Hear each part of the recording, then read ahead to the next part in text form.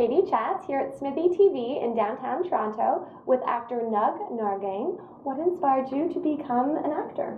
Well, it actually all happened by accident. I was doing comedy downtown with my friends, and I had always done acting, as a side project at high school and even in university. I went through for English and had no idea you could take theater as an actual degree.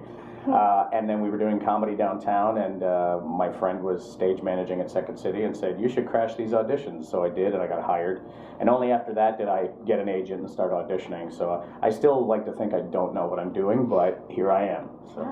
And for someone who doesn't know what they're doing, what was it like winning 3 comedy awards, Canadian Comedy Awards? It was very strange. I wrote sketch comedy with my friends, just 3 of my buddies, and we would kind of throw together sketches before our shows and then tape them just in case anything worked. And then we started submitting those tapes, and we got nominated and then won. Early in the days of the Comedy Awards, I think there were less people voting, and we used to have a lot of the stand-ups that were voting open for us, and then we put them on shows with us, so I think that's how we won. I'm pretty sure we voted for ourselves, and then 16 other people voted for us, and nobody voted for themselves, is what I think. So. But it was great. Yeah, it's fun. They're in my bathroom. The awards are in my bathroom. Great. And tell me why you are called the mustard man. Okay, I shot a thing in Ottawa years ago, a TV show for the Comedy Network called The Endless Grind, and every show was like the endless grind of politics, and then it was like little sketches, and everybody ended back at this coffee shop called The Endless Grind.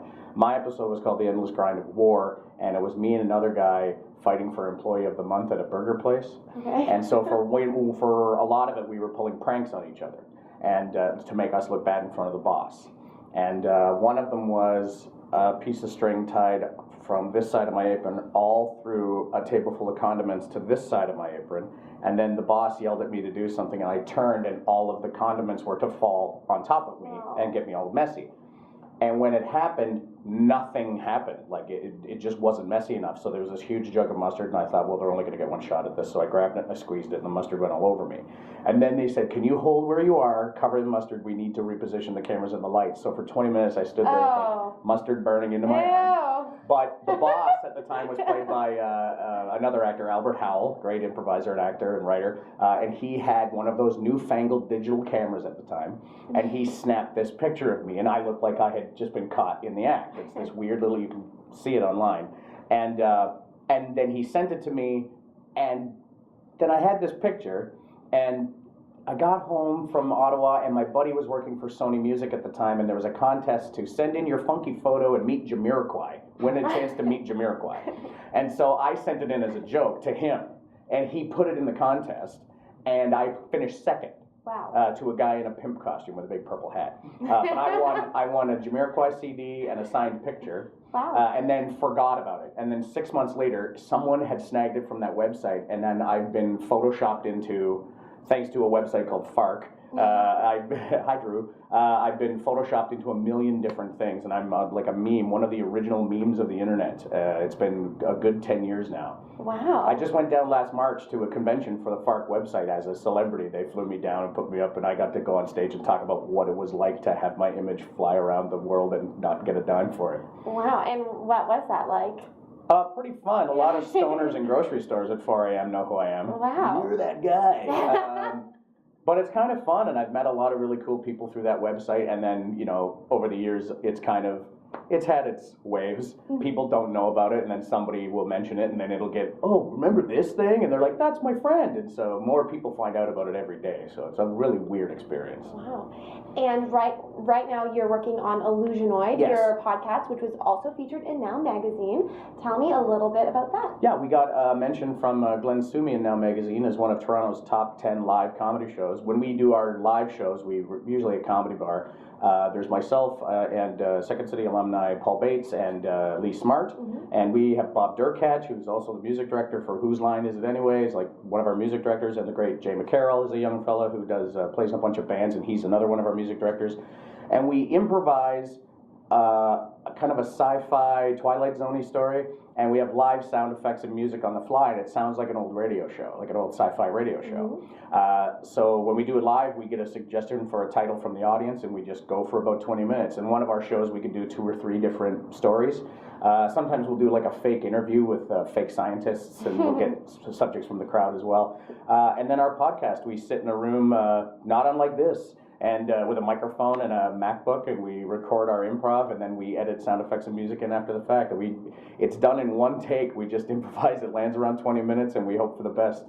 And it's really fun. We're closing in on about 40,000 downloads in about a year and a half. Wow. So yeah, it's we want to get more people listening to it, and we've had Colin Mockery and Sean Cullen and Scott Thompson on board. We had Billy West from Futurama do a show with us. It was really cool. Very exciting. And what's next for you? What are your goals for the future? Well, I'm a real nerd. I'm a huge nerd. So and I tend to get asked or get auditions for very nerdy things. So I have 5 one-hour episodes of a TV series coming from a very weird sci-fi movie that I did, and that show is called Dark Rising Warrior of Worlds, and I'm like one of the leads on that. I'm sure they're putting the VFX on it right now. I have like horns and face tattoos, and it's crazy. There's lightning bolts everywhere in it.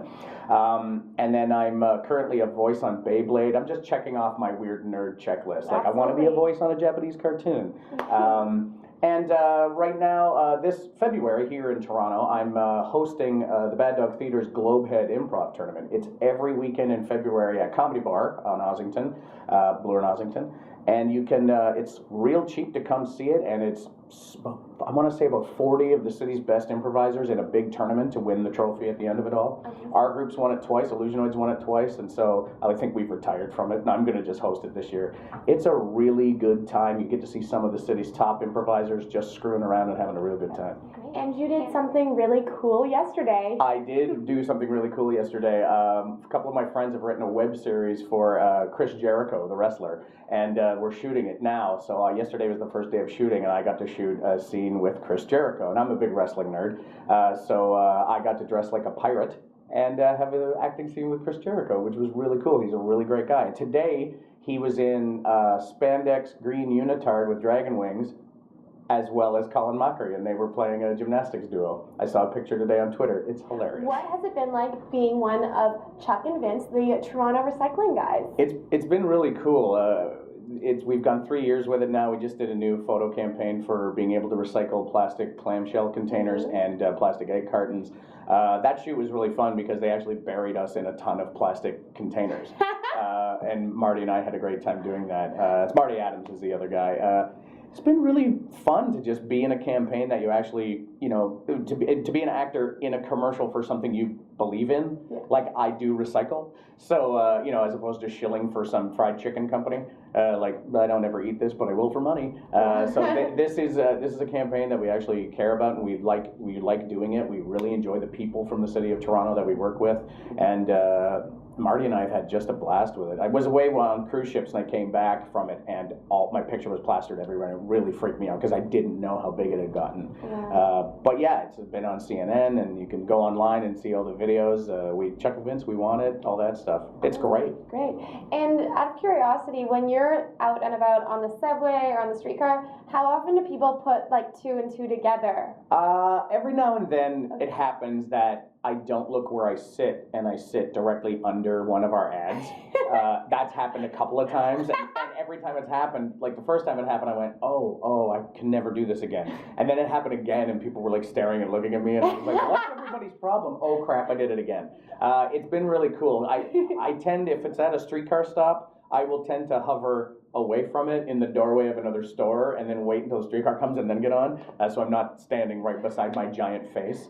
But it's pretty cool. Cool. Have you ever been tempted to vandalize your face, or have you seen your face vandalized? I've never seen it vandalized, but I have been tempted to grab a marker and put a mustache on Marty, not on me. Because I have one. But Marty, I would love to just see a mustache on Marty. I'm not telling people to do that. Do it. And where's the best place to find out more information on you and the Illusionoids and all of your projects online? Well, you can. Anything I'm doing is on my agency's website at Diamond Field, and you can click on my face, and you can read all about me there. For Illusionoid, there's illusionoid.com, and it's free on iTunes. This whole podcast is free, and unlike a lot of other podcasts, it's not just 2 people talking about sports. It's a performance, so it's different every show. And yeah, so Illusionoid.com or free on iTunes, and then of course the Diamond Field Entertainment website. Great. Thank you so much. Oh, thanks. Congratulations on all your success. Thank and you. best of luck. Thanks very much. Thank you. I'm Katie Uhlmann reporting for Katie Chats here at SMITHEE TV in downtown Toronto.